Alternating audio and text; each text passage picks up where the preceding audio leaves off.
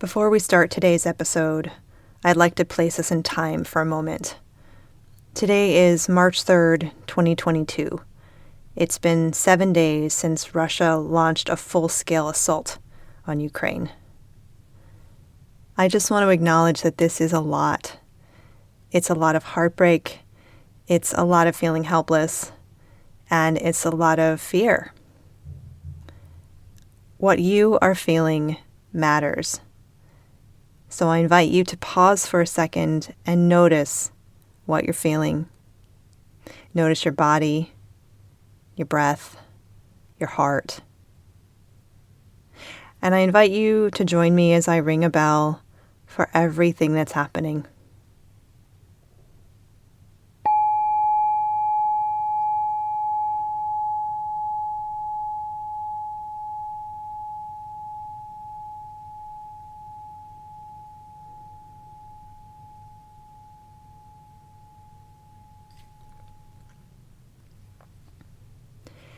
Thanks.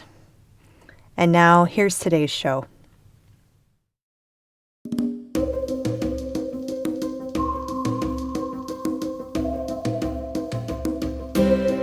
The culture we are born into hands us a template for what it means to be human, what it means to progress through the various stages of life. This template may tell us that some transitions are good and some are bad, but what if everything is mutable? What happens when we feel empowered to name our own reality?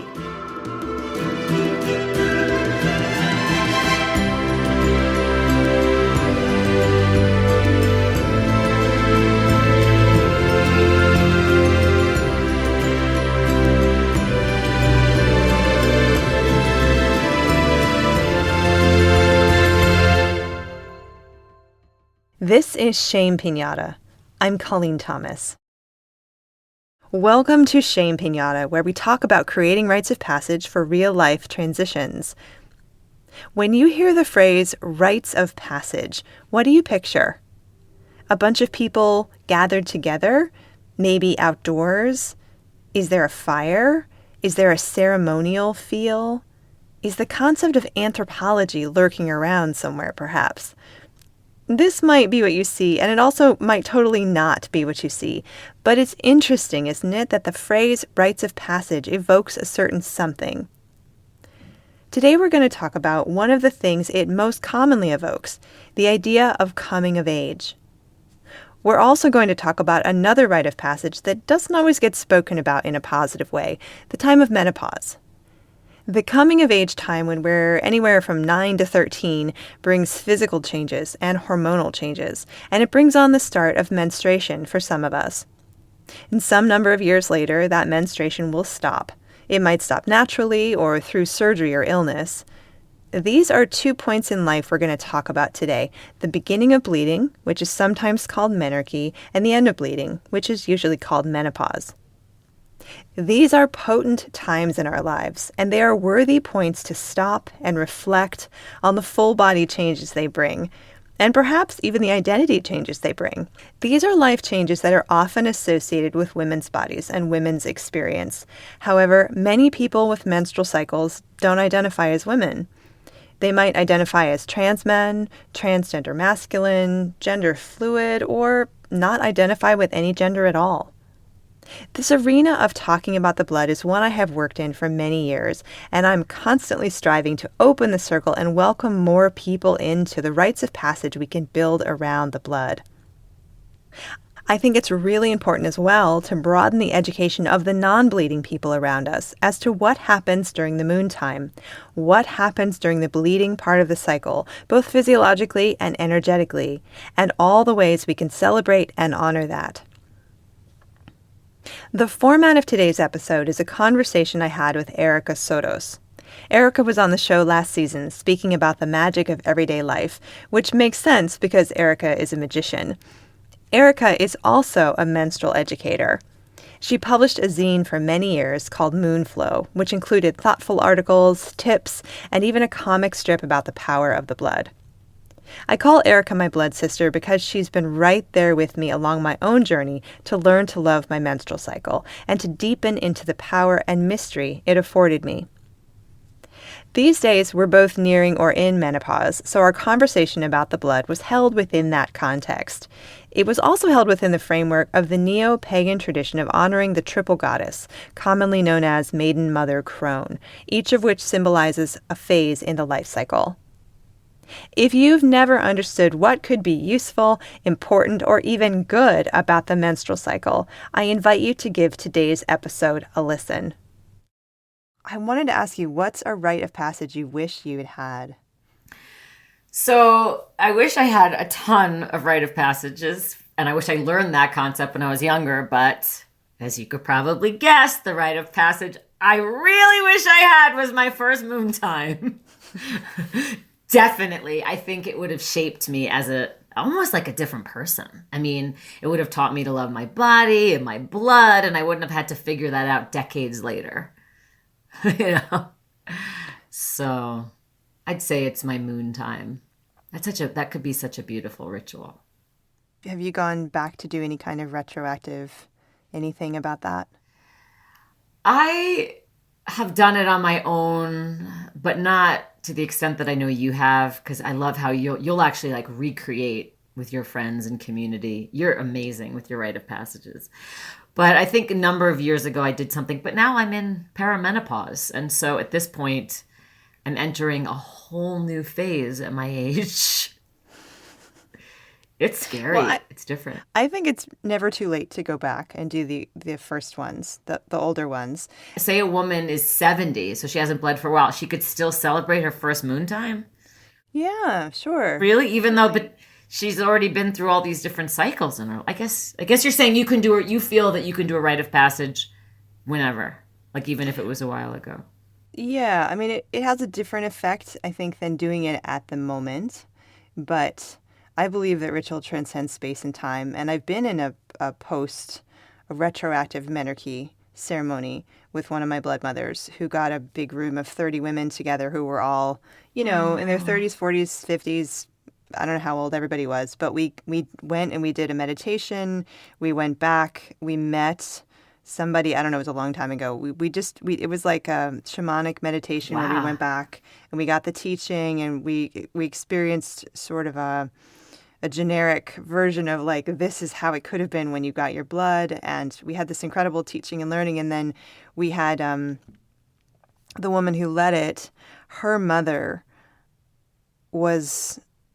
they did like a what I've heard called an angel tunnel, where everybody one at a time walked down a passageway made by the women. The women were standing in two lines, and you walked through the two lines, and it was kind of like being birthed. And once you came out, that was your transformation. You came out and you were a woman, and you were welcomed to womanhood by the grandmother, who was the facilitator's mother, who was just amazing. And she gave us like a red necklace and she gave us this incredible hug. And she was like, welcome to womanhood.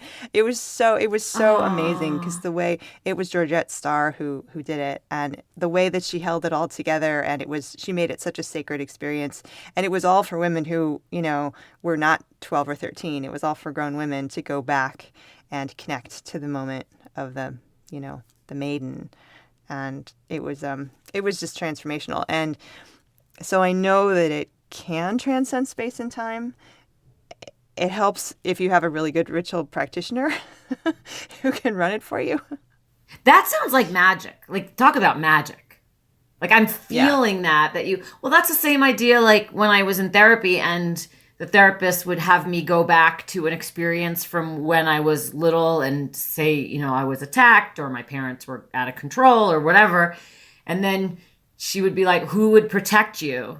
And then I did all these meditations where there was this mama bear come and like took me away. And so all the fighting was still going on, but the mother was, and I think that's that same idea. It's like almost like changing the neuroplasticity in the brain, right? I mean, right. You're going back and you're reclaiming this experience, whether it's trauma or a rite of passage, which couldn't be trauma if it's meant a certain way, and like getting your moon time, and then you kind of recreate it, and then in a way, the timeline changes. Yeah, exactly. Like the historical events that happened in my life when I did really get my blood when I was 12 didn't change. But yet the part of me, the 12-year-old who's always living in me now, has had a very different experience, had like the original experience and then had this other amazing experience, which kind of weaves together. So you became more whole in a way. Yeah, exactly. Because that 12-year-old who grew up, who was fractured or whatever you want to say, never truly connected to her power or whatever it was. Mm-hmm. But now she's had a different timeline within you, so it makes you different now. Is that kind of... Exactly. Yeah, that's a good way to put it. And that was the idea of what the therapist was doing with me. Right. Right. Taking me back to the wounding and then... God, it'd be amazing, wouldn't it, to just do that?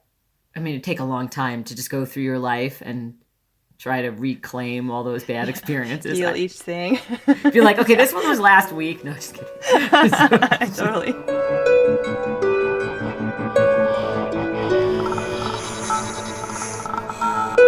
Thank you for spending a few minutes of your day with us. If you'd like to learn more about this whole blood as sacred thing, check out my book, Crimson Wisdom. It's available now on Kindle and tells the story of what a modern-day red tent can look like. Check the show notes for a link. I'm in menopause and I'm postmenopausal now, so it's like I'm in that phase, and that's a whole other rite of passage that I don't know that I'm ready to honor that yet. How long has it been since you've bled? Almost 2 years. You haven't bled at all, not even spotting? And you're younger than me. How old are you? I stopped when I was 48, and I'm almost 50. Wow. I was getting mine like constantly, like bleeding all the time, like just tons of, like a lot of blood. But I think they say you could either get none or get a lot. And wow, 2 years. Have you done a Crohn ceremony yet? No, I just haven't felt ready. I haven't felt like I'm still grieving, and I'm not actively grieving. That's why it's taking so long. Grieving that not having the blood time and not having the, the deep pull, that richness. Even though a lot of times when I had it, I was like, yeah, okay, I don't really want to go there. And I was like, but it's going to go away. You're going to really miss it. You're going to be really sad. You better do it. And like, yeah. And so I would fight it, a lot. And then it was like, okay, now it's gone. And I'm in that bitter place where I don't want to hear people talking about how great it is because I'm angry I don't have it. How great menstruating is. Yeah, which a lot of people don't say that, but sometimes people do say that. Most people hate it, yeah. Yeah, as you know, hence the magazine. Or I'll say I'm postmenopausal, or and they'll be like, "Oh, thank God," and I'm like, "No, actually, my story is really different." But so I'm still processing it, but I'm going to have a croning ceremony or something of that nature at some point. I think I hear what you're saying, because for people like us who worked, would it be inaccurate? I mean, I don't want to speak for you, but I'll just say we and tell me if I'm projecting. We worked to honor our blood. It was something that we wanted to be sacred. So when I say I'm scared to lose my blood. I think that's what you're saying. Did you have side effects and stuff? Did you have? Yeah, I've had a really hard time with hot flashes. I think they're getting better. They're either getting better or I'm getting more used to them. You're still getting them. Yeah, I'm still getting them. And the worst part, gosh, I would get these really bad ones where I'd be on transit because I used to commute an hour and a half to work. And I would have, my clothes and then a sweater and then a jacket and then a hat and whatever and my bag and and I'm on BART or crammed in a bus or whatever, crammed on BART, whatever. Then I'd have a hot flash in the middle of all that. And it was just and sometimes I thought I was going to pass out or throw up or something. Have you read books about menopause, to help you? Yeah, yes. Before I was postmenopausal, I read a lot of books. And then when I was actually on my honeymoon, I was reading a book about menopause. But you were still bleeding. I was still bleeding then, yeah. It's funny that you read them so early and now you're in it and you're going, no. The only one I have is about a year ago, I bought the Susan Weed book. Yeah, she's so cool, Susan Weed. And I like that book. She talks about the croning. I wonder too, even for someone like you who works on this stuff, the word crone is very loaded. Mm-hmm. Do you like the word crone? Do you feel like a crone? Because you don't look like a crone. It's interesting because when I was first into the blood mysteries, I got really fascinated with the idea of the crone, and I started offering classes for women who were much older than me to tell them how much to love the crone time.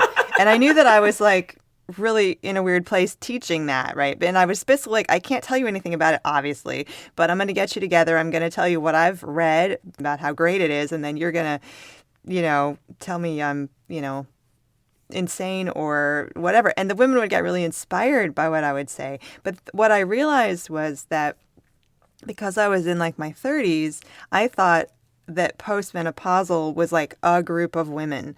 And so and as I worked with them, I had like women of all ages coming to these workshops. And I realized I had women who were 50 or 40, well, maybe 50, late 40s, early 50s. And then I had women who were 80. And they were in a completely different phase of life. And they were all in one bucket in my head because I was naive enough to not understand any nuance about this yet.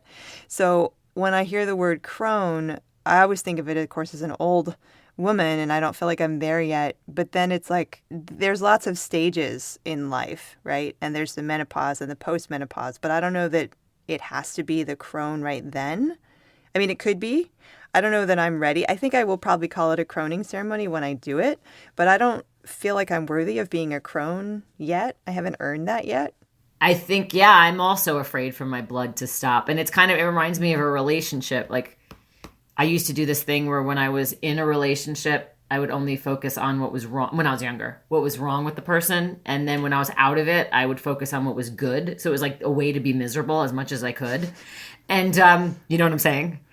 And I don't know if you ever did that, but like, it's like with our menstruation, it's like, because we've worked hard to focus on what we love. Yeah. It's like, but now it might be a good time to focus on what you didn't like about it because then you can, you know what I mean? It's like a relationship. Like, well, you're gone. I'm not getting you back in this life. So you were kind of annoying. Remember those cramps I used to have and all the time? And I don't know.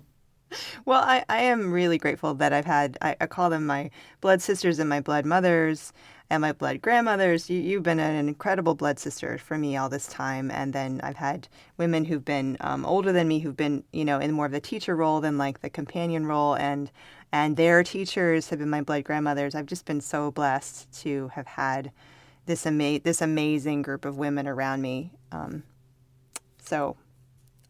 And those are the women I will turn to as I go to celebrate my croning whenever I do that. Yay! Oh my goodness. It's been so amazing to talk to you. I'm so glad we got to do this. Thank you so much. Whether the concept of blood as sacred and important is part of your everyday life or something you hold a little ways away from yourself and look at with suspicion, I am so glad you joined us today. What's a rite of passage that you wish you'd had? What's a hard experience you'd like to reclaim? As the author of your own story, you have the power to name, rename, and even reimagine the events of your past.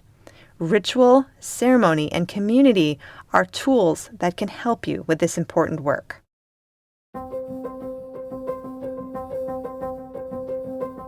Erica Sotos is a magician, speaker, MC, psychic entertainer, and one of only a handful of female mentalists in the world. She is an avid lover of nature, a dedicated vegan, an environmentalist, and an activist and tour guide at an animal sanctuary.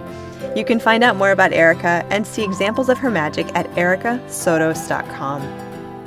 Our music is by Terry Hughes. You can follow us on IG and Twitter at Piñata.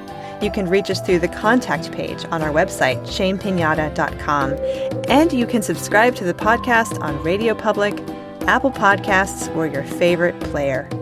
I'm Colleen Thomas. Thanks for listening.